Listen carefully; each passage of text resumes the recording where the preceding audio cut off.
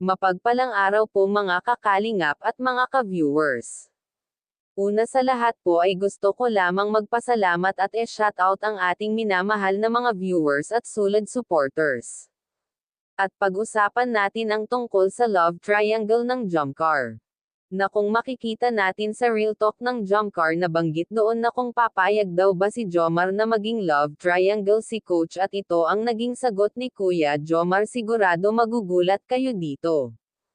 Yan po ang video na pag-uusapan natin ngayon mga ka-viewers at mga kakalingap, at kung bago ka pa lamang sa aking channel ay baka pwede paki-subscribe at wag po muna skip ang video para malaman ang nilalaman nito.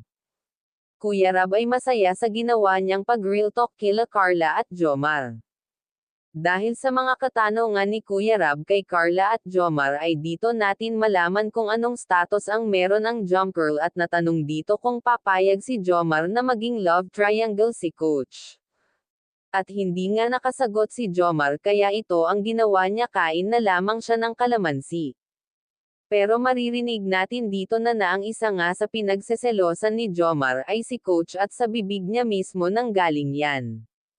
Bagay na ikinatuwa ng mga viewers at supporters ni Carla, lalo na sila Kuya Rab at sa buong team Kalingap. Ang naging sagot ni Jomar ay ikinatuwa ni Carla dahil ibig sabihin ay totoo ito sa kanya, at makikita natin dito ang mukha ni Carla na kinikilig ito sa naging sagot ni Jomar sa mga katanungan ni Kuya Rab. Ngunit may isang bagay ngayon ang hiling ni Carla na sana ay tuloy-tuloy hindi magbago ang pakikitungo sa kanya ni Jomar dahil nga sa mga nangbash sa kanila. Dahil excited na si Carla makita ang bahay niya na matapos agad.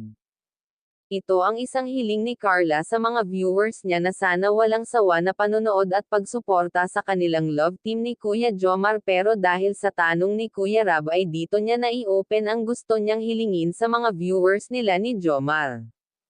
Kaya grabe ang pasasalamat niya sa mga sumusuporta sa kanya.